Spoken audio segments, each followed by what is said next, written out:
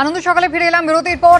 আর এই পর্বে আমরা আলোচনা করব অবশ্যই একদিকে যখন কসবা কাণ্ডের পর কলেজে কলেজে টিএমসিপি নেতাদের দাদাগিরির অভিযোগ উঠছে, তারই মধ্যে গতকাল দেখা গেল একেবারে উত্তরপাড়া তৃণমূল বিধায়ক, তার বিরুদ্ধে দাদাগিরির অভিযোগ, চিকিৎসকের বিরুদ্ধে রীতিমতো হুমকি হুঁশিয়ারি দিয়েছেন তিনি। এই নিয়ে যেমন আমরা আলোচনা করব, তার পাশাপাশি কিন্তু জড়িয়ে গিয়েছে গত কয়েকদিন ধরে এই কৌস্তব বাগচির নাম। বিজেপি নেতা, তাকে কিন্তু ফের পুলিশ থানায় তলব করেছে। কৌস্তব বাগচি আবারও সরব হয়েছেন এই নিয়ে, এবং অবশ্যই কলেজের প্রসঙ্গ যখন উঠলো, রাজ্যের বিভিন্ন কলেজের ছবি আমরা আপনাদের দেখাতে থাকি। আর আজ দেখাবো একেবারে কলেজের ইউনিয়ন রুমে একজন ছাত্রী, তিনি কিন্তু বিয়েই করে ফেলেছেন। পাশাপাশি দিলীপ ঘোষ 24 ঘন্টার মধ্যে আবারও বেশ খানিকটা ভোল বদল। কেন, নতুন করে আবার কি হলো, অবশ্যই আলোচনায় রাখবো। আমাদের সঙ্গে যারা রয়েছেন, প্রথমে পরিচয় করে দিই। ভাস্কর সেনারয় রয়েছেন, ডক্টর তন্ময় মুখোপাধ্যায়, সুব্রত দত্ত এবং অধ্যাপক রবীন্দ্রনাথ ভট্টাচার্য। সবাইকে স্বাগত জানাই আলোচনায়। শুরুতেই আপনাদের দেখাবো উত্তরপাড়া তৃণমূল বিধায়ক কাঞ্চন মল্লিক, তার বিরুদ্ধে কি অভিযোগ উঠল। সরকারি হাসপাতালে গিয়েছিলেন এবং সেখানে রীতিমতো দাদাগিরি করেছেন বলে অভিযোগ। স্কুল অফ ট্রপিক্যাল মেডিসিনের বিভাগীয় প্রধানকে হুমকি দেওয়ার অভিযোগ উঠেছে কাঞ্চন মল্লিকের বিরুদ্ধে। গতকাল তার স্ত্রীর দিদিমাকে ত্বকের চিকিৎসার জন্য নিয়ে গিয়েছিলেন স্কুল অফ ট্রপিক্যাল মেডিসিনে। তাকে নিয়ে প্রথমে চর্মরোগ বিভাগ এবং পরে মেডিসিন বিভাগে যান কাঞ্চন। অভিযোগ, সেই সময় মেডিসিন বিভাগে রোগীর ভিড় ছিল, অন্য রোগীদের দেখছিলেন মেডিসিনের বিভাগীয় প্রধান মেহবুবার রহমান। অভিযোগ, তাতেই মেজাজ হারিয়েছেন তৃণমূল বিধায়ক। চিকিৎসকের নাম জানতে চান, রেজিস্ট্রেশন নাম্বার জানতে চান, এমনকি তাকে বদলি করে দেবেন বলে হুমকি পর্যন্ত দেয়। প্রত্যক্ষদর্শী কি বক্তব্য, এবার দেখুন। सर बात मान ही नहीं रही। आप अपना नंबर दीजिए, अपना नाम बताइए, हम बोलेंगे, जाके कंप्लेन करेंगे, आपका नौकरी खा जाएंगे। सर में ऐसा कोई गलत नहीं था।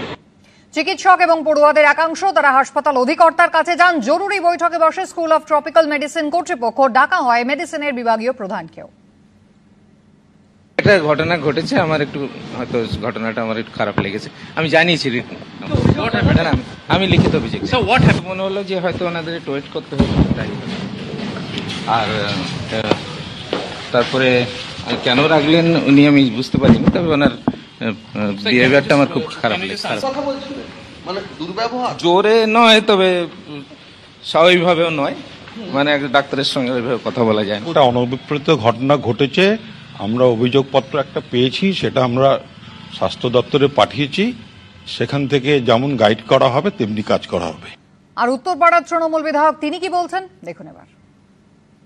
আমার 86 বছরের হুইল চেয়ারে বসা আমার দিদা শাশুড়ি হিট করিয়ে নিয়ম অনুযায়ী আমি গিয়ে দাঁড়িয়েছিলাম। ইউনিয়ন পেশেন্ট দেখার পর উনি যখন বললেন আসুন, আমি তখন দেখেছি, উনি দেখে বললেন আপনি স্কিন ডিপার্টমেন্টে তো দেখিয়েছেন, আপনি কেন আবার আপনি এখানে কেন পেলেন? আমি বললাম দেখুন তবু একবার আমার যখন রেফার করেছে দেখে নিন, প্রেশার টেশার ঠিক আছে কিনা, একটু প্রেশারটা যদিও দেখে নেন তাহলেও হয়। হঠাৎ উনি বলে কি না দেখবো সেটা আপনি ঠিক করবেন। একটা ওষুধ ছিল, আমাকে জিজ্ঞেস করেছে আচ্ছা এই ওষুধটা কি চলবে না বন্ধ করে দেবো। তা উনি বললেন আপনি এমবিবিএস ডাক্তার না? আমি এমবিবিএস। যা তাহলে এখানে আসুন, এখানে এসে আপনি প্রেসক্রিপশন করে নিন, যান। এই আমি তখন বলেছি যে আপনি এভাবে কেন কথা বলছেন? আমি বললাম কি আশ্চর্য, গলা নামিয়ে কথা, আবার কি ধরনের কথাবার্তা।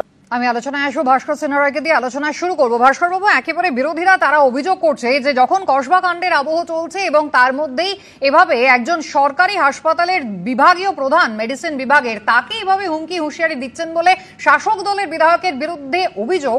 বিরোধীরা বলছে যে সেই থানা থেকে দুষ্কৃতী ছাড়িয়ে আনাই বলুন বা একেবারে হাসপাতালের মধ্যে ঢুকে চিকিৎসক শ্যামাপদ গড়াইয়ের সঙ্গে দুর্ব্যবহারই বলুন, সবটাই নাকি অনুপ্রেরণার ফল। এইগুলো এক মানে জায়গাতে উইদিন ইনভার্টেড কমার মধ্যে একই ঘটনা এরকম করে বলা যাবে না। গতকালের ঘটনাটা একটা অভিযোগ এবং পাল্টা অভিযোগও হয়েছে, কিন্তু যে কোনো সরকারি ডাক্তার বলুন বা বেসরকারি ডাক্তার বলুন, ডাক্তারদের প্রতি তারা একটা চাপের সঙ্গে মধ্যে কাজ করেন। আর যারা পেশেন্ট পার্টি থাকে তাদেরও মধ্যেও একটা, যখন কারা পেশেন্ট নিয়ে যান তাদের মধ্যেও একটা অন্যরকম মানে ব্যাপার থাকে আর কি। তারাও আর কি টেনশনে থাকেন বা একটা মানবিকতার দিকে এক্সপেক্ট করেন। হয়তো সেগুলো ভুল বোঝাবুঝি হয়েছে, কিন্তু অভিযোগ পাল্টা অভিযোগ হয়েছে, এটা একটা অনপবিত্র ঘটনা যে নিশ্চয়ইভাবে এটা না ঘটলেই ভালো হতো, কিন্তু অভিযোগ পাল্টা অভিযোগ হয়েছে, ওনারা খতিয়ে দেখবেন। কিন্তু এটার সঙ্গে অন্যান্য কোনো ঘটনার যেই যোগসূত্র খুঁজে পাওয়ার, যে একটা সূক্ষ্ম যোগসূত্র খুঁজে পাওয়ার, এটার সঙ্গে মনে হয় না আমরা কেউ একমত হতে পারবো। আপনি একজন ডাক্তাররা, এটা ঠিক যে একটা সরকারি ডাক্তার একটা হাসপাতালে বহু পেশেন্ট থাকেন এবং ডাক্তার রোগী রেশিও এখানে বড্ডই মানে খুবই আশামঞ্জক নয়। সেখানে তারা যে কাজ করেন তখন চাপের কাজে কাজ করেন, হয়তো ভিড় ভাট্টা থাকে, সেখানে হয়তো বিধায়ক কিছু বলেছেন, ভুল বোঝাবুঝি হয়েছে, আমি মনে করি এটা উনারও খারাপ লেগেছে এবং উনি কমপ্লেন করেছেন, পাল্টা অভিযোগ দিয়ে আমার মনে হয় এটা মানে সমাধান হয়ে যাবে। কিন্তু কোনোভাবে এর সঙ্গে কসবা কাণ্ডের যোগটা কোথায় পেলেন আমার একটু বুঝিয়ে বলুন। দাদাগিরি, কার দাদাগিরি কথাটা কে মেনশন করেছে? একেবারে হুমকি দিয়েছেন সেটা কি ডাক্তার বাবু বলেছেন?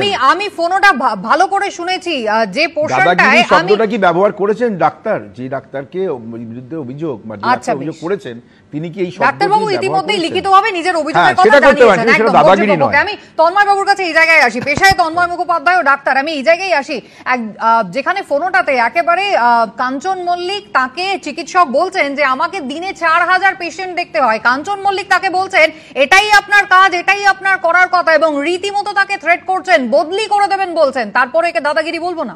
দেখুন, ওই হুমকিটা ওইটাই আছে যে ডাক্তারদের যে বদলি করে দেব।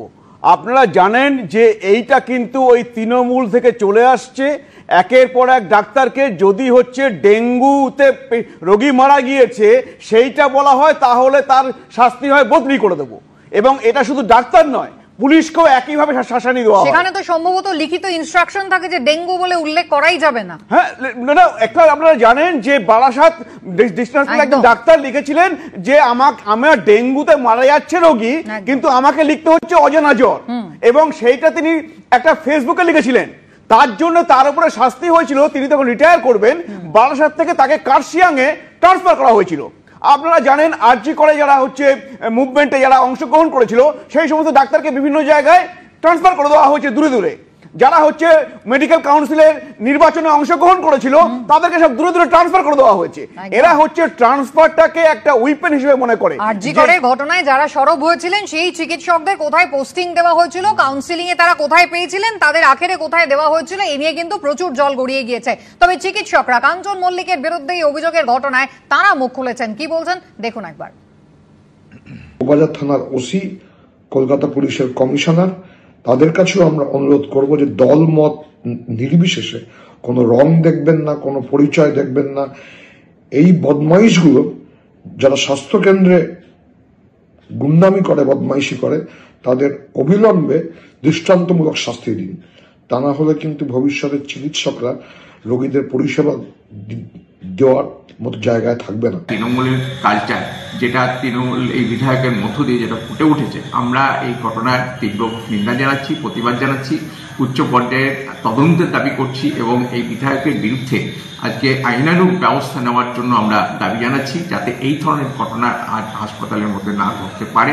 সুব্রত, আর 1 মাস হলেই কিন্তু আরজি করের সেই ভয়াবহ ঘটনার 1 বছর পূর্তি হয়ে যাবে, এবং সেই ঘটনার পর একেবারে উত্তরবঙ্গ লবির দাপটে বলুন আর চিকিৎসকদের থ্রেট কালচারই বলুন, তার পরবর্তী ঘটনাও তো আমরা দেখেছি। যারা যারা মুখ খুলেছিলেন এক একজন চিকিৎসককে ধরে ধরে বদলি করা হয়েছে। কাউন্সিলিং এর ক্ষেত্রে অনিকেত মাহাতো, দেবাশিসরা, তারা কোথায় পেয়েছিলেন, কোথায় পাঠানো হয়েছে। তাহলে এই থ্রেট কালচারের অভিযোগ একেবারে কি অস্বীকার করার মতো? এবং বিশেষত আমি মনে করিয়ে দেব, একেবারে মাত্র 3-4 দিনের মধ্যে যখন এই কসবা কাণ্ডে এত সরব হয়েছে রাজনৈতিক মহল, তারই মধ্যে সেই উত্তরপাড়া প্যারিমোহন কলেজ যেখানে অস্থায়ী কর্মী নিয়োগের অভিযোগ উঠেছে, কাঞ্চন মল্লিক কিন্তু সরাসরি নিজের দায় ঝেড়ে ফেলেছিলেন।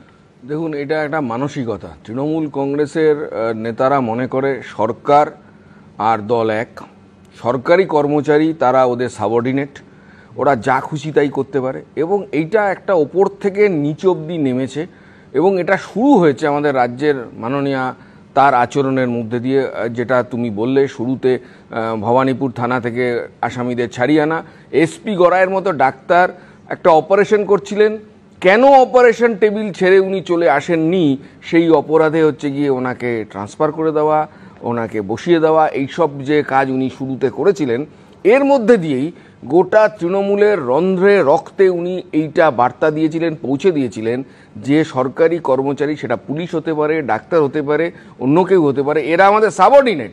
না হলে পরে রাইটার্স বিল্ডিংয়ে দাঁড়িয়ে দল বদলের পতাকা বিনিময় করেছে পার্থবাবু, সেটা কোনোদিন হয়? রাইটার্স বিল্ডিং একটা সরকারি জায়গা, সেখানে কে কোন দলের থেকে কোন দলে যাচ্ছে পতাকা দেওয়া হচ্ছে ওখানে। এইসব কাজ তৃণমূল কংগ্রেসের পক্ষ থেকে করা হয়েছে। সেই অসুখ, সেই গভীর অসুখের বিরুদ্ধে হচ্ছে গিয়ে চিকিৎসা করতে হবে, সেই কারণে চিকিৎসকরা নেমেছেন। এবং এটা বুঝবেন যে এইরকম না, তৃণমূল কংগ্রেসের তো ভাগ করা আছে সাপদদের এলাকা ভাগের মতো, ওখান থেকে টাকা খায়, ভাবে যে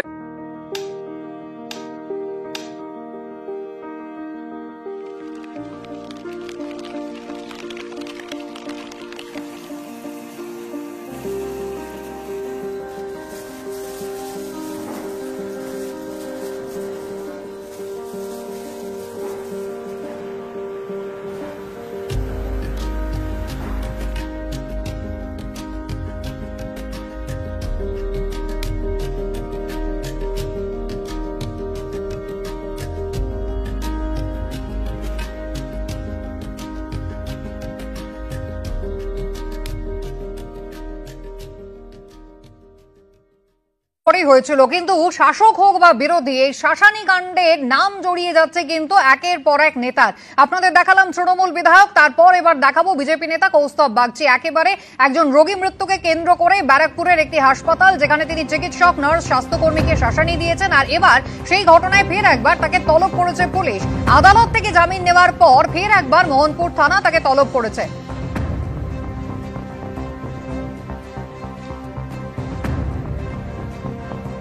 অদ্ভুত ঘটনা, বেল নেওয়ার পরেও আমি এই বিষয়ে আইসি মোহনপুর এবং কনসার্ন ইনভেস্টিগেটিং অফিসারকে জানানোর পরেও আজকে আমার কাছে আবার একটি নোটিশ আসে। এই নোটিশে স্পষ্টত সেখানে আবার এটা বলাও আছে, এই নোটিশ যদি কেউ কমপ্লাই না করে তাকে অ্যারেস্ট করা হবে। পিসি বাইপোস সরকারের যে প্রশাসন, তারা মনে করে তারা কোর্ট কাচারি, আইন কানুন সবকিছুর ঊর্ধ্বে।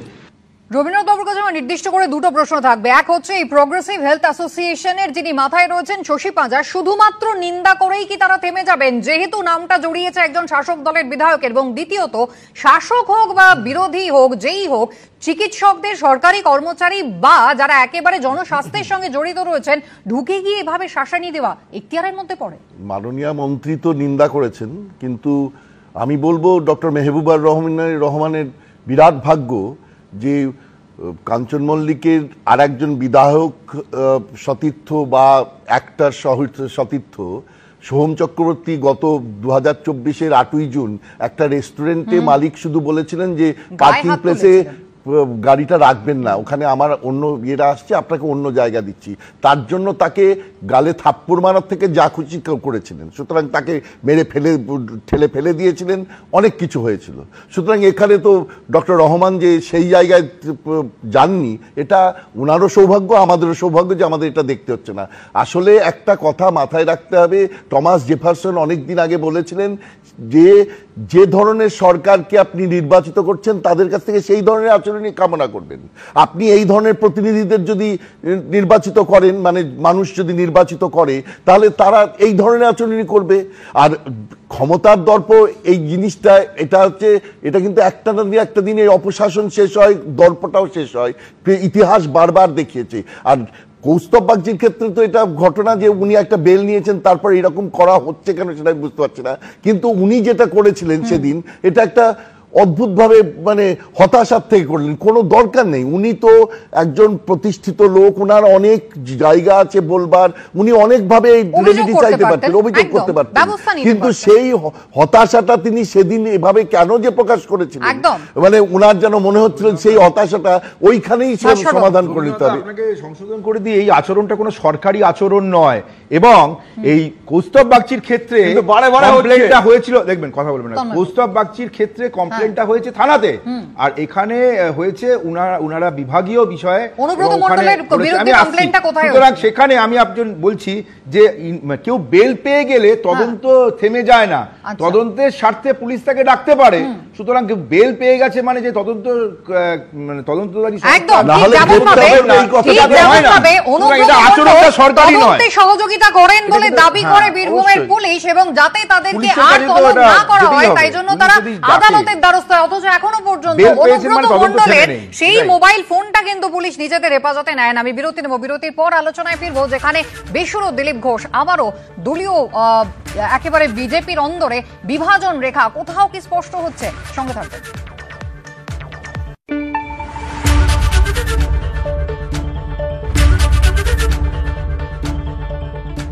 आनंद सकाल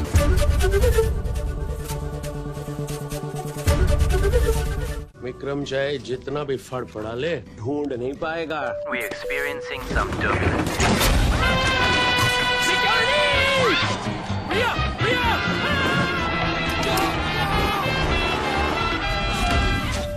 Good evening, Priya. This is your captain speaking. कैसा लगा मेरा स्टंट? एक हिंट तो देते। हिंट बड़े आराम से। জেকে পোস্ত যুগ যুগ ধরে বাঙালির জীবন জুড়ে স্বাদে গন্ধে আসল পোস্ত, যেখানে লেগে থাকে ভালোবাসার ছোঁয়া। পোস্ত মানে জেকে পোস্ত।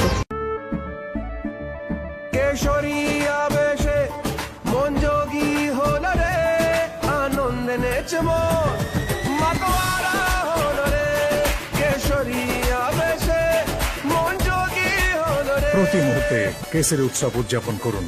विमल बोलो भाषा केसरी। ये कॉर्सा की लग्जरी बाथ फिटिंग्स है, बजट में, rust free new gen design, quality जो चले सालों साल। Transform your space with premium luxury Corsa bath fittings.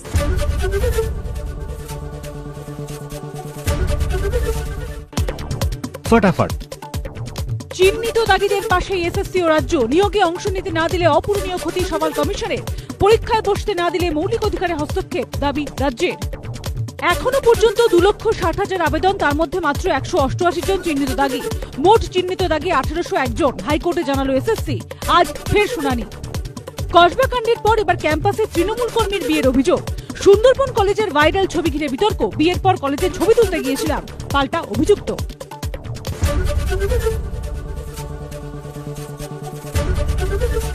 পশ্চিম মেদিনীপুর, যেখানে হৃদরোগে আক্রান্ত 65 বছরের এক বৃদ্ধাকে মাসুল দিতে হলো খারাপ রাস্তার, সঙ্গে সঙ্গে যাকে অসুস্থ অবস্থায় অ্যাম্বুলেন্সে করে হাসপাতালে নিয়ে যাওয়ার কথা ছিল তাকে যেতে হলো বাঁশের ডুলি করে। লজ্জার এই ছবি পশ্চিম মেদিনীপুরের নারায়ণগড়ে।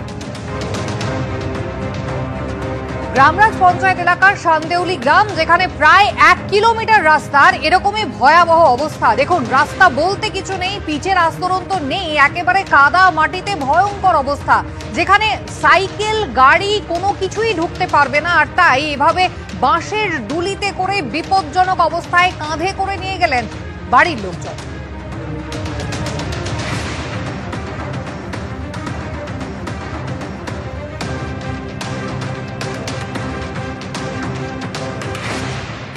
রাস্তার তো আমরা কতবার বলছি, রাস্তার জন্য হওয়াটিনি কিছু কাজ।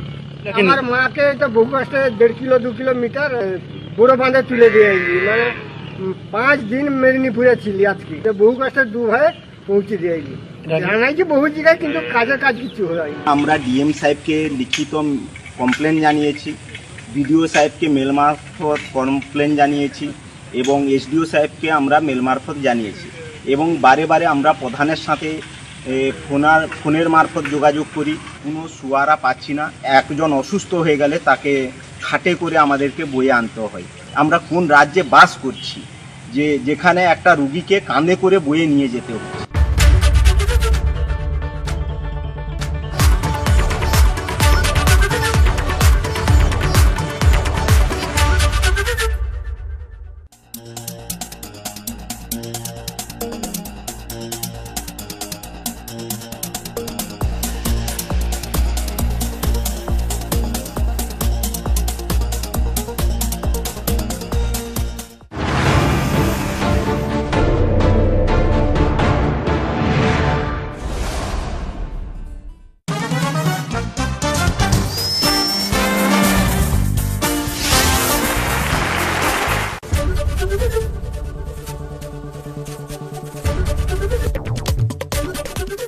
एबीपी आनंद एगिए थाके एगिए राखे विद अजंता शूज, कदम कदम बढ़ाए जा।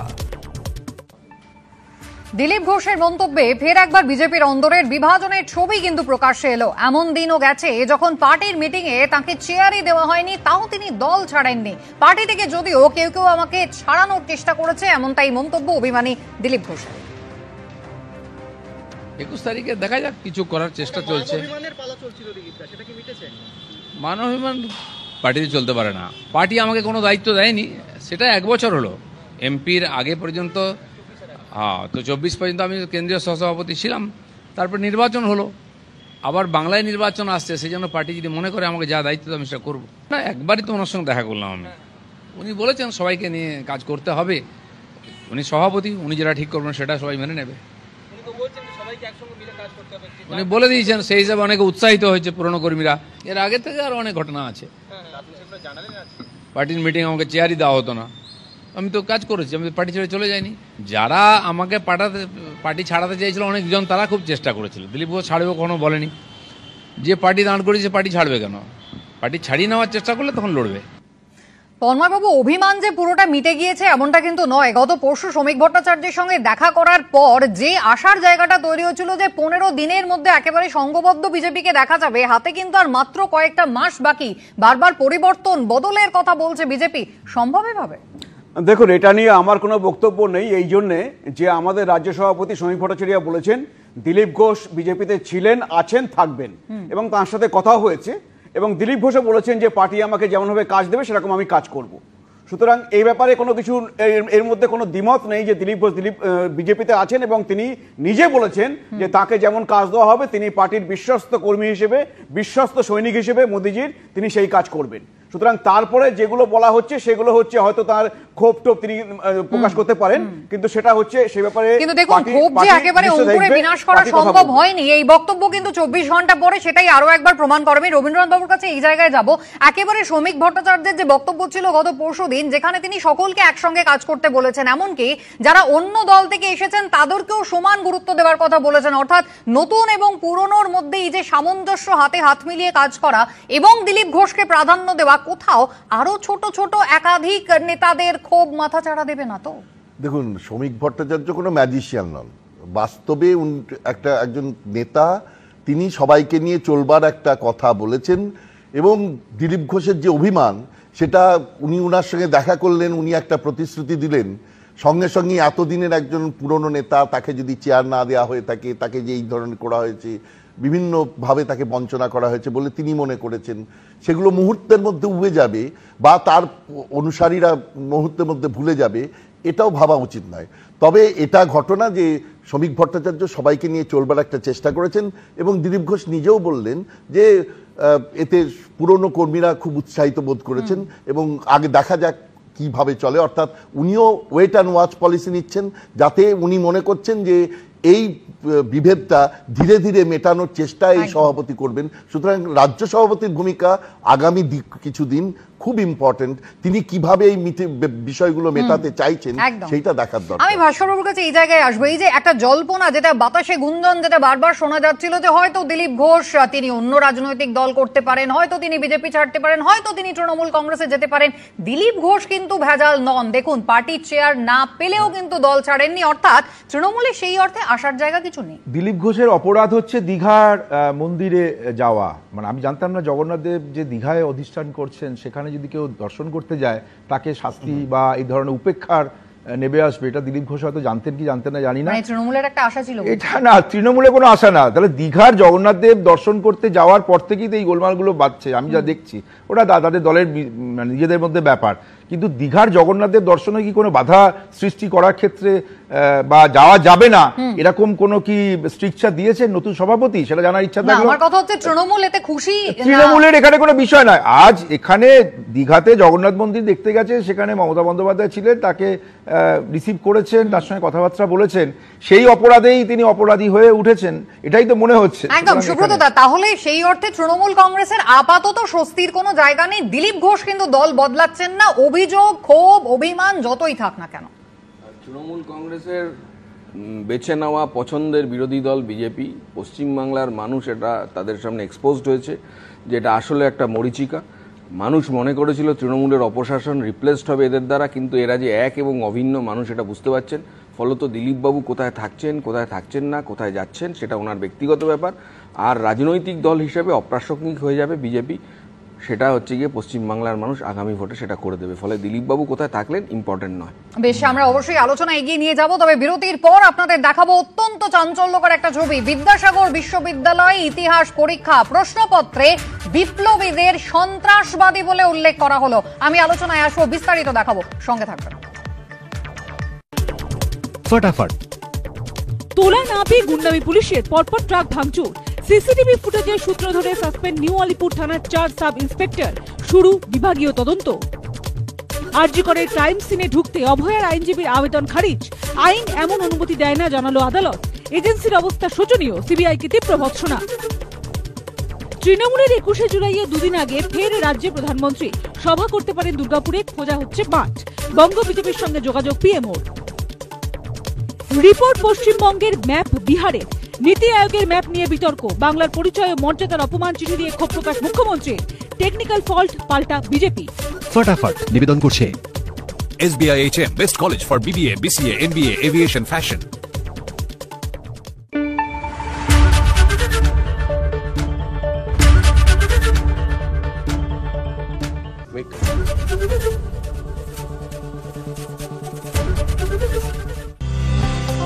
I studied at Narayana School. I secured All India rank 4. Thanks to Narayana's. Thank you, Narayana. I was able to achieve All India rank 7. I have achieved the All India rank 10. Thank you, Narayana.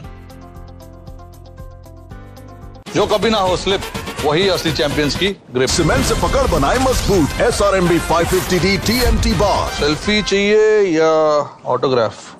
The Institute of Education and Management, hotel ইন্ডাস্ট্রির সঙ্গে aviation, cruise liner, hospital, travel and tourism and facility ম্যানেজমেন্টের মতো সেক্টরে চাকরির জন্য বিভিন্ন কোর্সে ভর্তি চলছে।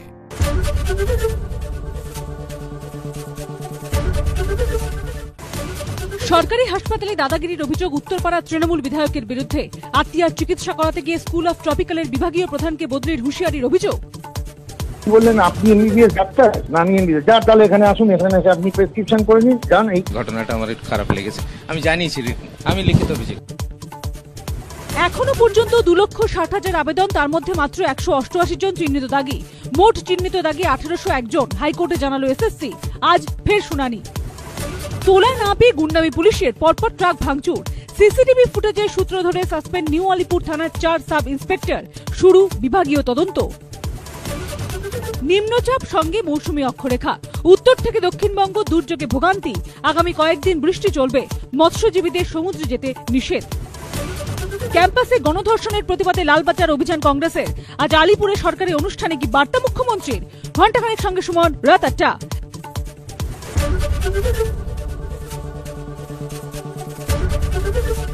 পশ্চিম মেদিনীপুর, যেখানে হৃদরোগে আক্রান্ত 65 বছরের এক বৃদ্ধাকে মাসুল দিতে হলো খারাপ রাস্তার। সঙ্গে সঙ্গে যাকে অসুস্থ অবস্থায় অ্যাম্বুলেন্সে করে হাসপাতালে নিয়ে যাওয়ার কথা ছিল, তাকে যেতে হলো বাঁশের ডুলি করে। লজ্জার এই ছবি পশ্চিম মেদিনীপুরের নারায়ণগড়ে। রামরাজ পঞ্চায়েত এলাকার শান্দেউলি গ্রাম, যেখানে প্রায় 1 কিলোমিটার রাস্তার এরকমই ভয়াবহ অবস্থা। দেখুন, রাস্তা বলতে কিছু নেই, পিচের আস্তরণ তো নেই, একেবারে কাদা মাটিতে ভয়ঙ্কর অবস্থা, যেখানে সাইকেল, গাড়ি কোনো কিছুই ঢুকতে পারবে না। আর তাই এভাবে বাঁশের ডুলিতে করে বিপজ্জনক অবস্থায় কাঁধে করে নিয়ে গেলেন বাড়ির লোকজন।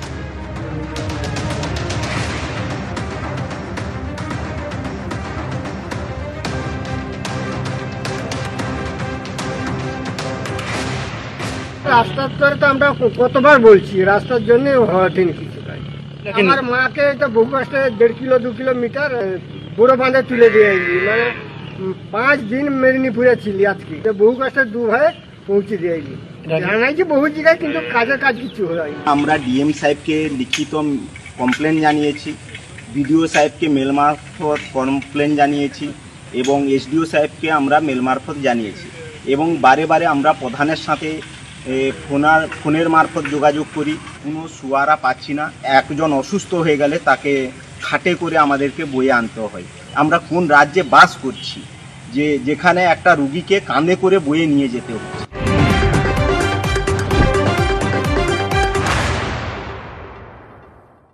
চাটা দে, আমার একটা চা দেন। কি আমারটা? বাংলা পক্ষপাত চায় না, বাংলা খবর চায়। বাংলা খবর, বাংলার খবর।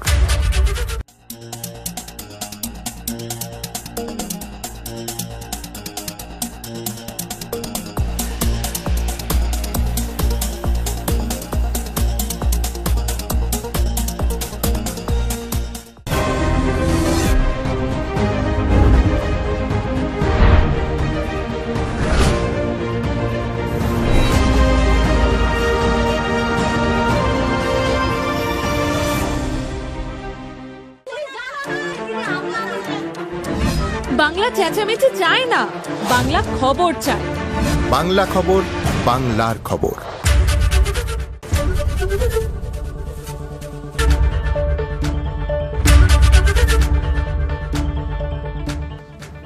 আনন্দ সকালে ফিরে এলাম বিরতির পর। বিপ্লবীদের এবার সন্ত্রাসবাদী আখ্যা দেওয়া হলো। বিদ্যাসাগর বিশ্ববিদ্যালয়ের ইতিহাসের পরীক্ষা, তার প্রশ্নপত্র ঘিরে এবার নতুন বিতর্ক। গতকাল স্নাতক স্তরে 6ষ্ঠ সেমিস্টারের ইতিহাসের পরীক্ষা ছিল। 1931 থেকে 1933 এই 3 বছরে মেদিনীপুরে বিপ্লবীদের হাতে খুন হন 3 জন ম্যাজিস্ট্রেট। মেদিনীপুরের 3 জন জেলা ম্যাজিস্ট্রেটের নাম করো যারা সন্ত্রাসবাদীদের দ্বারা নিহত হন। বিদ্যাসাগর বিশ্ববিদ্যালয়ের ইতিহাসের এই প্রশ্নপত্র সামনে আসতেই শুরু হলো বিতর্ক। প্রশ্নপত্র দেখতে পাচ্ছেন, 12 নম্বর প্রশ্ন, মেদিনীপুরের 3 জন জেলা ম্যাজিস্ট্রেটের নাম করো যারা সন্ত্রাসবাদীদের হাতে খুন হন বিদ্যাসাগর বিশ্ববিদ্যালয়, সেখানে প্রশ্নপত্রে এমনটাই উল্লেখ।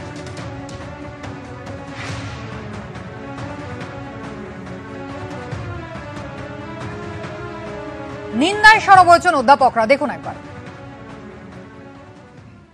মেদিনীপুরের গৌরবান্বিত একটা স্বাধীনতা সংগ্রামের ইতিহাস আছে, সেই ইতিহাসকে একটা অপমানজনক হিসাবে দেখানো হয়েছে এখানে।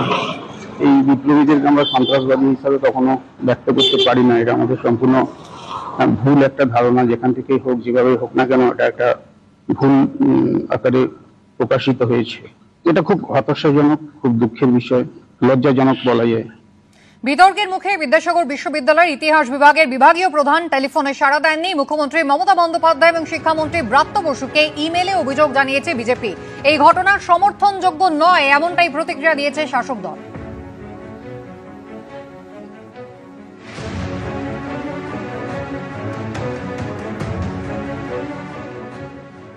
বিদ্যাসাগর বিশ্ববিদ্যালয়ের ইতিহাসের ষষ্ঠ শ্রেণীর যে প্রশ্ন 12 নম্বর দাগ, সেখানে সরাসরি মেদিনীপুরের স্বাধীনতা সংগ্রামীদের সন্ত্রাসবাদী বলা হয়েছে। তারা স্বাধীনতার জন্য নিজের প্রাণ দিয়ে দিয়েছেন, তাদেরকে আজকে সন্ত্রাসবাদী বলা হচ্ছে। অর্থাৎ স্বাধীনতা সংগ্রামীদের ভুলিয়ে দেওয়া, তাদের কালিমালিপ্ত করা, তাদের যে অবদান আর সেটাকে নোংরা করা, ঘৃণ্যর যে চক্রান্ত চলছে তৃণমূলের পক্ষ থেকে, তার নিদর্শন হচ্ছে এটা। আমি রবীন্দ্রনাথ বাবুকে দিয়ে আলোচনা শুরু করব। রবীন্দ্রনাথ বাবু, কোন প্রসঙ্গে কথা হচ্ছে? বিদ্যাসাগর বিশ্ববিদ্যালয় একেবারে মেদিনীপুর জেলা, যেখানে বিপ্লবীরা তাদের যে অবদান, তাদের বলিদান, মানে যেটা একেবারে ভারতবর্ষের ইতিহাসে অত্যন্ত গুরুত্বপূর্ণ একটা জায়গা নিয়েছে, বিপ্লবীদের আঁতরঘর যে জায়গা, আজকে সেখানে সন্ত্রাসবাদী পশ্চিমবঙ্গ সরকারের সরকারি বিশ্ববিদ্যালয়ের প্রশ্নপত্রে। হ্যাঁ, বার্জ, প্যাডি এবং আরেকজন জেলা শাসককে পর পর মেরে দিয়েছিল। এবং সারা বাংলার ইতিহাসে, ভারতের ইতিহাসে এটা একটা গৌরবময় গাথা। অথচ অত্যন্ত নিন্দনীয় ব্যাপার যে তাকে এরকমভাবে তুলে ধরা হলো সন্ত্রাসবাদী হিসেবে। যারা এটা করেছিল তাদেরকে এরকম সন্ত্রাসবাদী হিসেবে তুলে ধরা হলো। বস্তুত আমার যেটা মনে হয়, এটা করেছে একটা গুগল ট্রান্সলেট করেছে। গুগল ট্রান্সলেট করে বাংলা, ইংরেজি থেকে বাংলা ট্রান্সলেট করতে গিয়ে এই বিপদ হয়েছে। কিন্তু সেখানে তো একটা চেক থাকে, মডারেশন বোর্ড কি করছিল, সেই মডারেশন বোর্ডে ডিপার্টমেন্টের মানে বিদ্যাসাগর বিশ্ববিদ্যালয়ের স্নাতকোত্তর বিভাগের বিভাগীয় প্রধান এবং আরো অ্যাটলিস্ট 2 জন টিচার থাকেন। তারা কি করছিলেন? তারা এগুলো দেখেননি। তার মানে হয় তারা ইন্টেনশনালি দেখলেন না, অথবা তারা অনবধানজনিত ত্রুটি। যদি একটা এত ক্যাজুয়ালি, একটা আনসিরিয়াস ম্যানারে এইরকম ভাবে প্রশ্ন দেখা হয়, তাহলে তো শিক্ষা ব্যবস্থার খুব দুর্দিন বলতে হবে যে এই রকম একটা বিপ্লবীদের সন্ত্রাসবাদী আখ্যা দেওয়া হচ্ছে এবং বিভাগীয় প্রধান এবং বিভাগের অন্য টিচাররা সেটা দেখতেই পেলেন না।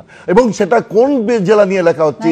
যে মেদিনীপুর জেলা আমাদের হৃদয়ে ওই কারণেই স্থান করে নিয়েছে যে পরপর জেলা শাসকদের মেরে দিয়েছিল এবং কোন জেলা শাসক সেখানে যেতে ভয় পেতেন যে সেই রকম একটা জায়গা নিয়ে। এটা অত্যন্ত দুঃখের ব্যাপার এবং নিন্দার ব্যাপার। আমি ভাস্করবাবুর কাছে এই জায়গায় আসবো। ভাস্করবাবু, একেবারে একটার পর একটা বিশ্ববিদ্যালয় কলেজের সংখ্যা বাড়ালেই তো হবে না, সেখানে গুণগত মানটা বজায় থাকছে কিনা সেটাও তো জানতে হবে। পেহেলগাঁওয়ের ঘটনা এবং তার পাশাপাশি বাংলাদেশের ঘটনায় অতি সম্প্রতি আমরা জঙ্গি কারা, টেররিস্ট কারা, সন্ত্রাসবাদী কারা, একেবারে চোখে আঙুল দিয়ে গোটা দেশের মানুষকে যেখানে তারা বুঝতে শিখে গিয়েছেন, সেখানে সন্ত্রাসবাদী আর বিপ্লবীর ফারাক করতে পারেন না যারা শাসক দলেই রয়েছেন, বা আমি বলি যদি সরকারি যারা অধ্যাপক রয়েছেন তারা। এটাই গুগল ট্রান্সলেটরের একটা গোলযোগ হয়েছে, এটা অনভিপ্রেত অবশ্যই না, এটা আরেকটু সতর্ক হওয়া উচিত ছিল। তবে আমাদের এখানে যারা সন্ত্রাসবাদীদের দেশভক্ত হিসেবে চালানোর যে প্রয়াস, সেটাকে নিন্দা করবেন। মানে গডসেকে যে দল সন্ত্রাসবাদীকে যারা দেশভক্ত বলেন, আসছি একটা প্রশ্নপত্রের সেখানে ওই ট্রান্সলেট করার ক্ষেত্রে কিছু ত্রুটি হয়েছে, এটা তো বলা যাচ্ছে। কখনোই বিপ্লবীদেরকে সন্ত্রাসবাদী আখ্যা দেওয়ার কোনো হয়েছে, মডারেটরদের কাজ ছিল, কিন্তু এটা অনভিপ্রেত, এটা উদ্দেশ্য প্রণোদিত নয়। আমি এখানে তন্ময় দ্বারা বসে আছেন, মানে সন্ত্রাসবাদী যারা বিপ্লবী, কিন্তু যারা সন্ত্রাসবাদী তাদেরকে বিপ্লবী আখ্যা দেওয়া হয়, তখন সেটাকে কিভাবে ডিফেন্ড করছেন আমি জানি না। আমি তন্ময় বাবুর কাছে যাব। সময়টা নয়, পেহেলগাঁওয়ের ঘটনার পরে টেররিস্ট কারা এবং টেররিস্টদের বিরুদ্ধে ভারত সরকার কি ব্যবস্থা নিয়েছে, ভবিষ্যতে ভারত সরকার কি ব্যবস্থা নেবে সেটা খুব স্পষ্ট হয়ে গিয়েছে। কিন্তু কোয়েশ্চেন পেপার যখন তৈরি হয় সেই আপনি পরে বলবেন, একটা কোয়েশ্চেন পেপার যখন তৈরি হয় সেটা নির্ভর করবে গুগলের উপর, সেটা এআই এর উপর, সেটা চ্যাট জিপিটির উপর। পশ্চিমবঙ্গের শিক্ষা ব্যবস্থা কি এখন এতটাই টেকনোলজি নির্ভর হয়ে গিয়েছে? তাহলে আমাদের মেধা, আমাদের শিক্ষা, আমাদের অভিজ্ঞতা সেটা কি সবই বৃথা? তাহলে দেখুন, একজন স্বাধীনতা সংগ্রামী যারা হচ্ছে নিজেদের রক্ত দিয়ে আমাদেরকে স্বাধীনতা এনে দিয়েছেন বলে আজকে আমরা সেই স্বাধীনতাটা এনজয় করছি, তাদেরকে এই সরকার এখন হচ্ছে একটা ইউনিভার্সিটিতে এইরকম ধরনের প্রশ্নপত্র দেওয়া হচ্ছে। যেটা রবীন্দ্রনাথ বাবু বললেন, উনি তো নিজে হচ্ছে একজন অধ্যাপক, বিভিন্ন জায়গায় চেকস থাকে, তাহলে এই এতগুলো জায়গা পেরিয়ে কি করে এটা ছাত্রছাত্রীদের কাছে গিয়ে পৌঁছলো, তার ব্যবস্থা কে নেবে? তৃণমূল কি ব্যবস্থা নিয়েছে তার জন্য? এবং এই ঘটনা যে ভবিষ্যতে আর ঘটবে না আমরা বুঝবো কি করে? সাত রাডির মতন জঙ্গিকে সেখানে হচ্ছে তাকে দু জায়গার ভোটার করে আর তাকে পশ্চিমবঙ্গে 10 বছর ধরে সে থাকে, সেটা তারা দেখতে পায় না। আচ্ছা, তারপরে তারা হচ্ছে সোহাহার্দি জিন্দার গলায় মারা দেয়। আজকে যারা হচ্ছে ক্ষুদিরাম বোস, যিনি 17 বছর বয়সে ফাঁসির দড়ি গলায় দিয়েছিলেন, তাদেরকে এখন সন্ত্রাসবাদী বলা হচ্ছে। এটা হচ্ছে লজ্জা বাংলার জন্য। এরা বাংলার হচ্ছে সংস্কৃতি রক্তে আজকে আমাদের স্বাধীনতা, সেই মানুষগুলোকে কোথায় আমরা সম্মান জানাবো? তার পরিবর্তে সন্ত্রাসবাদী, মানে এটা যদি গাফিলতি হয়ে থাকে সে তো ভয়ঙ্কর, এটা তো শাস্তি হওয়া উচিত। এইটার মধ্যে দিয়ে একটা জিনিস এক্সপোজড হয়ে গেল। স্যার বলেছেন যে শিক্ষা ব্যবস্থাটা যে পশ্চিমবাংলায় পুরো ভেঙে পড়েছে, সেইটার একটা এক্সাম্পল, উদাহরণ হচ্ছে এইটা। একটা শিক্ষামন্ত্রী আছেন নামে, ওনার কোনো কাজ নেই, শিক্ষা দপ্তর গোটাটা করাপ্টেড, দুর্নীতির সঙ্গে টপ টু বটম শিক্ষা দপ্তরে জড়িত। তাদের এইরকম যে ভিজিলেন্ট রাখার দরকার ছিল সেটা হয়নি। 1, 2 নম্বর, যদি এটা সরকার পক্ষ থেকে বলা হয় যে না এটা অন্য ব্যাপার না, সন্ত্রাসবাদ একরকম আন্ডারস্ট্যান্ডিং, লোকের আলাদা আলাদা ধারণা আছে, আলাদা আলাদা লোকের। আমাদের দেশের যারা স্বাধীনতা সংগ্রামী, যারা নিজেদের প্রাণ বিপন্ন করে দেশকে স্বাধীন করেছে, এই প্রশ্নে তো আমরা অভিন্ন। এখানে তো কোনো আমাদের মধ্যে বিভেদ নেই। আমরা গোটা দেশের মানুষ, না না এরকম ভাবে বললে হবে না, গোটা দেশের মানুষ আমাদের দেশের স্বাধীনতা সংগ্রামীদের জন্য গর্ববোধ করেন। তো সেখানে দাঁড়িয়ে এইরকম একটা ভুল বা যে কোনো ভাবে পাবলিকলি চলে আসলো, এইটা শিক্ষা দপ্তরের একটা ভয়ঙ্কর অপদার্থতা এক্সপোজ হলো।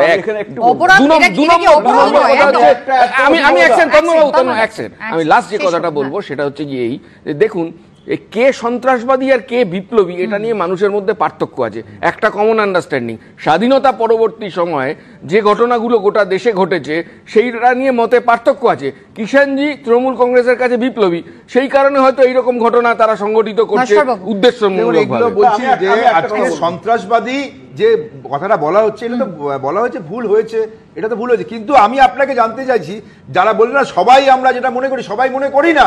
যারা স্বাধীনতার যুদ্ধে অংশগ্রহণ করেনি, যারা এই স্বাধীনতার পতাকা, আমাদের জাতীয় পতাকা উত্তোলন করেনি স্বাধীনতার পরে, তারা কি করে আজকে সন্ত্রাসবাদী আর কে বিপ্লবী সেটা বিচার করতে বসেছে বিজেপি? আজকে ভারতবর্ষের প্রথম সন্ত্রাসবাদী জাতীয় পিতাকে হত্যাকারী করছে।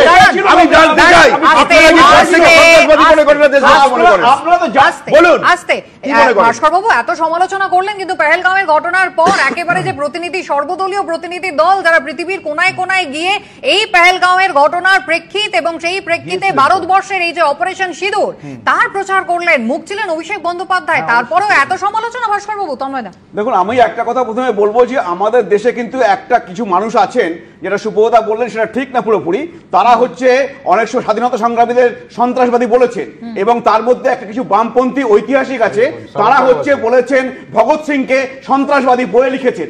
সুতরাং এটা যে রবীন্দ্রনাথ বলতে পারবেন, তো এটা যে হয় না এরকম নয়, কিন্তু এই ধরনের মানুষ ভারতবর্ষে আছে এবং তার মধ্যে তৃণমূলও আছে, এখন সেটা দেখা যাচ্ছে, যারা হচ্ছে স্বাধীনতা সংগ্রামীদের সন্ত্রাসবাদী বলে আখ্যা দেন। আমি একবার আপনাদের দেখিয়ে দিই মমতা বন্দ্যোপাধ্যায়ের মন্তব্য, কেশরী ছবি এবং সেখানে যে ভূমিকা, সেই নিয়ে বিপ্লবীর ভূমিকা, তাই নিয়ে মমতা বন্দ্যোপাধ্যায় কি বলেছেন দেখুন একবার।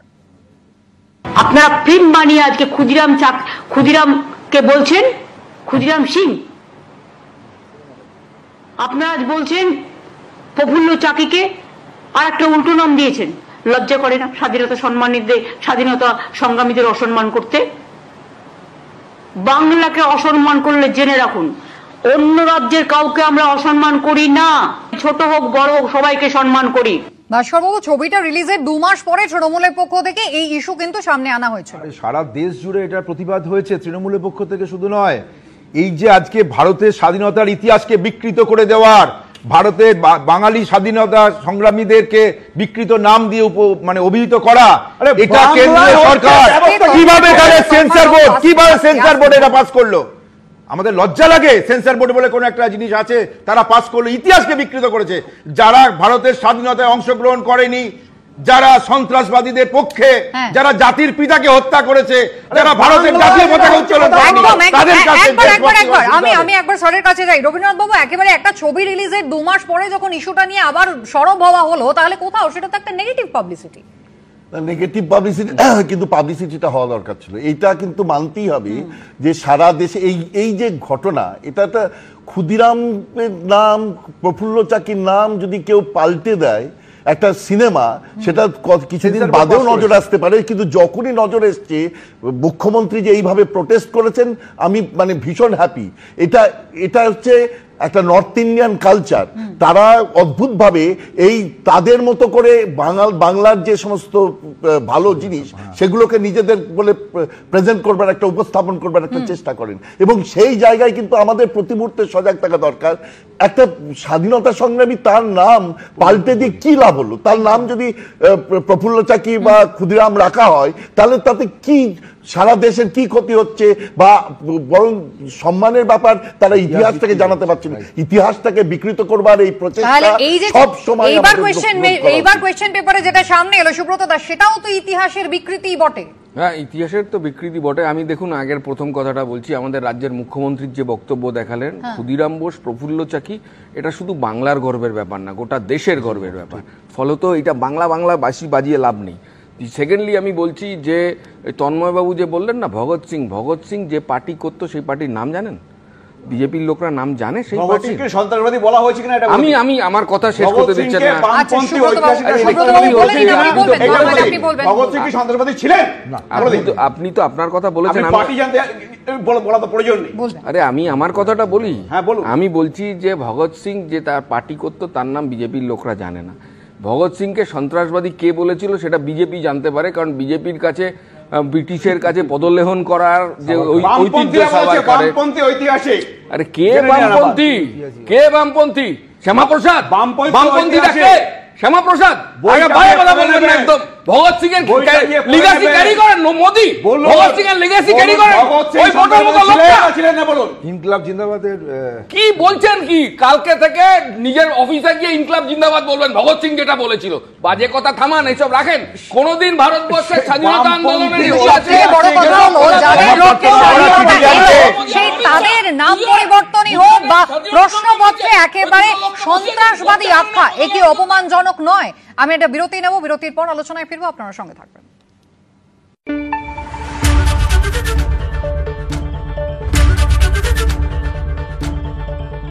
जो कभी ना हो स्लिप।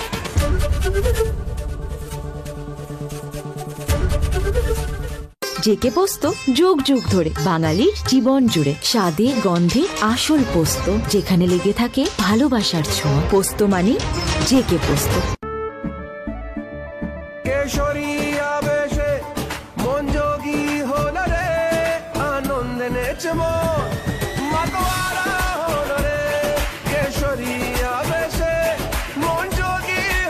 প্রতি মুহূর্তে কেসরি উৎসব উদযাপন করুন। বিমল, বলো ভাষা Kesari. Phoenix medical centre, NABH ও NABL certified multi speciality hospital, অত্যাধুনিক operation theatre. Phoenix medical centre, Dum Dum. স্বাস্থ্য সেবায় প্রতিশ্রুতিবদ্ধ।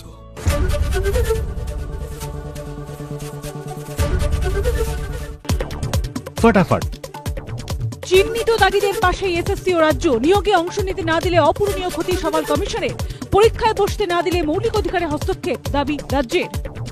এখনো পর্যন্ত 2,60,000 আবেদন, তার মধ্যে মাত্র 188 জন চিহ্নিত দাগী। মোট চিহ্নিত দাগী 1801 জন। হাইকোর্টে জানালো এসএসসি।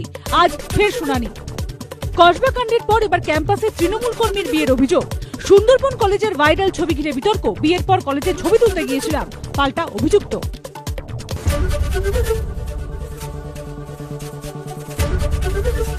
পশ্চিম মেদিনীপুর, যেখানে হৃদরোগে আক্রান্ত 65 বছরের এক বৃদ্ধাকে মাসুল দিতে হলো খারাপ রাস্তার, সঙ্গে সঙ্গে যাকে অসুস্থ অবস্থায় অ্যাম্বুলেন্সে করে হাসপাতালে নিয়ে যাওয়ার কথা ছিল তাকে যেতে হলো বাঁশের ডুলি করে।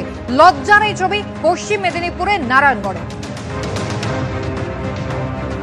গ্রামরাজ পঞ্চায়েত এলাকার শান্দেউলি গ্রাম, যেখানে প্রায় 1 কিলোমিটার রাস্তার এরকমই ভয়াবহ অবস্থা। দেখুন, नितेश श्रीवास्तव जी सिर्फ 35 साल की उम्र में अचानक एक बीमारी से चले गए। उनकी टर्म लाइफ इंश्योरेंस के पैसे बच्चों की पढ़ाई और घर खर्च में काम आ सकते हैं। पॉलिसी बाजार ने क्लेम के वक्त फैमिली का पूरा साथ दिया। पॉलिसी बाजार पे 2 करोड़ का टर्म लाइफ इंश्योरेंस सिर्फ 700 रुपए महीने से शुरू।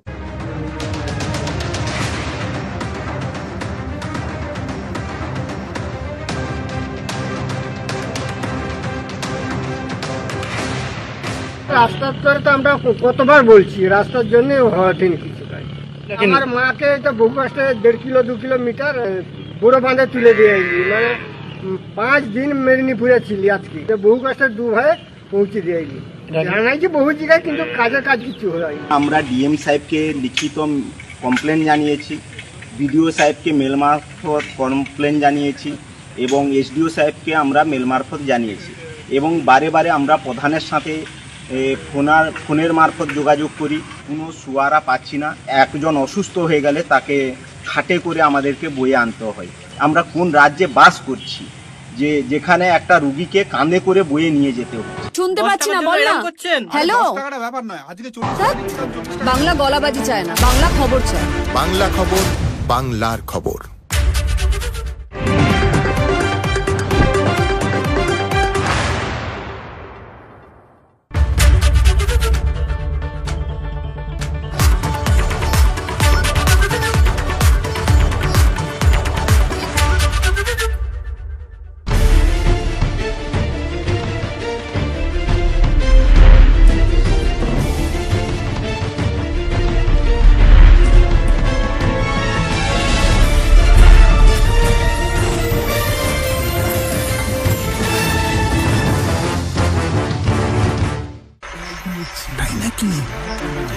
বাংলা গুজব চায় না, বাংলা খবর চায়।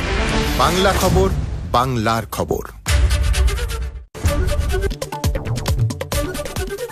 एबीपी आनंद एगिए ठाके एगिए राखे विद अजंता शूज, कदम कदम बढ़ाए जा। বিশ্ববিদ্যালয়ের প্রশ্নপত্রে এত বড় একটা ভুল জানিয়ে তৈরি হয়েছে বিতর্ক। আর গত 11 দিনের বেশি হয়ে গেল, প্রায় সপ্তাহ দুয়েক হয়ে গেল, যেখানে কসবা কাণ্ডের পর থেকে একের পর এক কলেজ আর সেখানে নতুন নতুন করে টিএমসিপি নেতাদের দাদাগিরির ছবি আপনাদের দেখিয়েছি। এবার কাকদ্বীপের সুন্দরবন মহাবিদ্যালয়ের ইউনিয়ন রুমের ছবি দেখাবো। ইউনিয়ন রুমের মধ্যে এবার বিয়ে করে ফেলার অভিযোগ কলেজেরই এক ছাত্রীর বিরুদ্ধে। ভিডিও ভাইরাল হয়েছে, বিতর্ক তুঙ্গে।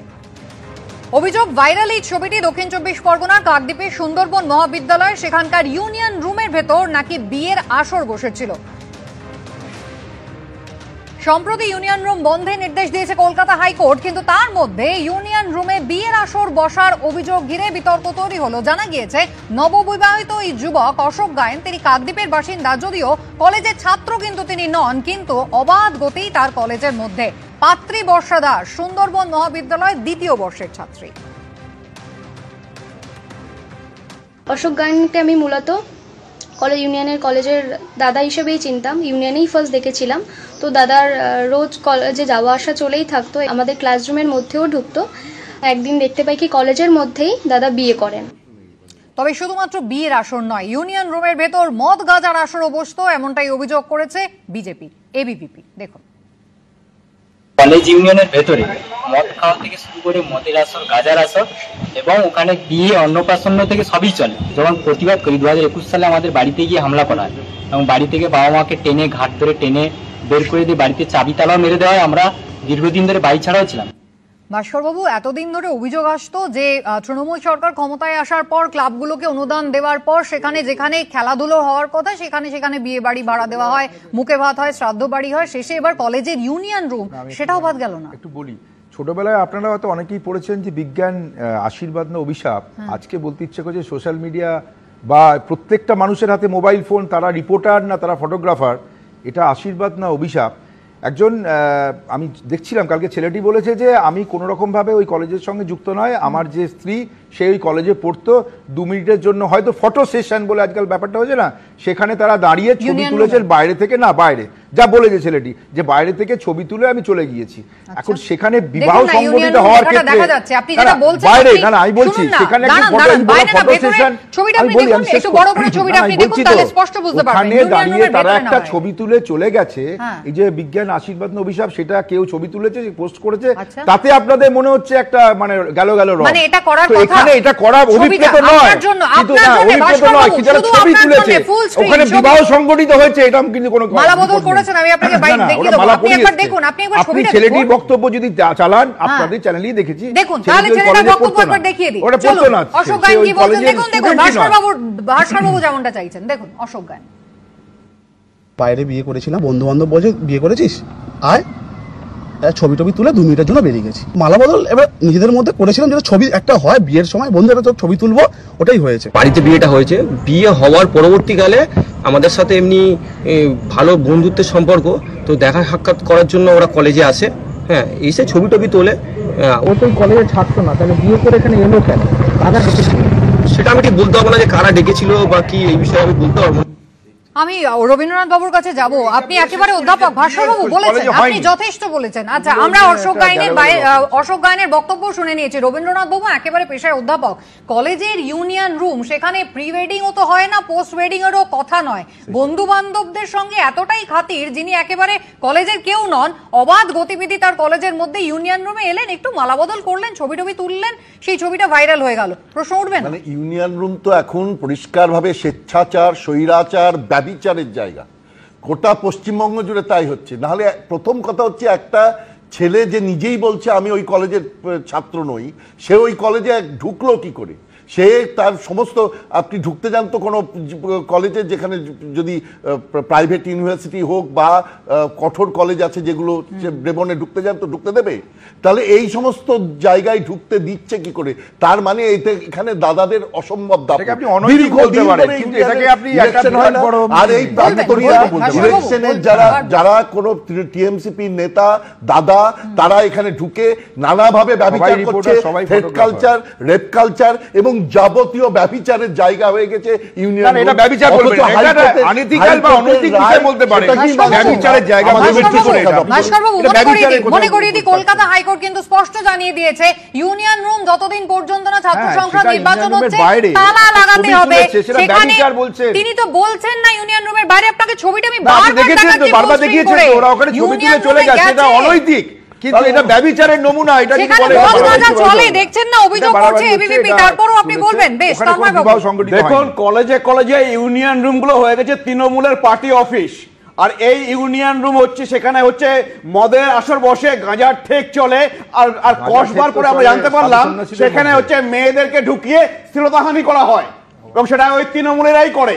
এখন দেখতে পাচ্ছি সেখানে নাকি বিয়েও হয়, কারণ এই জন্যে যে এই কলেজ পরিচালনা সমিতিতে মাথায় বসে থাকে তৃণমূলের নেতা, তৃণমূলের বিধায়ক, সুতরাং সেখানে তারা মনে করে এই কলেজের মধ্যে ইউনিয়ন রুমটা আমাদের সম্পত্তি, আমরা সেখানে যা ইচ্ছে তাই করতে পারি। তো সেই জন্য এগুলো চলছে, কোর্ট বন্ধ করেছে, এখন তারপরে দেখতে হবে সেই কোর্টের সেই অর্ডারটা কিভাবে ইমপ্লিমেন্টেশন হয়, কতগুলো জায়গায় ইমপ্লিমেন্ট হয়েছে আর হয়নি সেটাও আমরা আপনাদের দফায় দফায় দেখিয়েছি। দেখুন ঘনিষ্ঠতার কথা বলছিলেন মন্টুরাম পাখিরা, কাকদ্বীপের তৃণমূল বিধায়ক, তার সঙ্গে কিন্তু এই অশোক গায়েনের কত ছবি দেখুন, একেবারে স্থানীয় বাসিন্দা, তৃণমূল করেন এবং কোথাও বন্ধুত্বের সুবাদে একেবারে কলেজের ইউনিয়ন রুমে পোস্ট ওয়েডিং সেরে ফেললেন, মালা বদল করলেন, ছবি টবি তুললেন। সুব্রতদা, আর যুগ যুগ চলছে, পেছনে হচ্ছে গিয়ে মাননীয়া এবং যুবরাজের ছবি দিয়ে যা খুশি তাই করা যায়। পশ্চিমবাংলায় যে ছাত্র ভোট হয় না এবং ইউনিয়ন রুমগুলোকে এইরকম, আমি আবার বলছি, ওইখানে করাপশন সেন্টার বানানো হয়েছে, এর মধ্যে দিয়ে সমাজে ছাত্র ভোটকে অবৈধ করে দাও এইরকম একটা মানসিকতা তৈরি করার একটা সাজিশ ষড়যন্ত্র চলছে, এবং সেটা চলছে রাজ্যের শাসক দলের পক্ষ থেকে। এর অবসান হওয়া জরুরি। আলোচনার সময় শেষ, সকলকে ধন্যবাদ। আনন্দ সকাল শেষ করবো, তবে আজকে দিনভর আমরা যেসব খবরে নজর রাখবো এক ঝলকে আপনাদের দেখিয়ে দিই। বারবার এসএসসি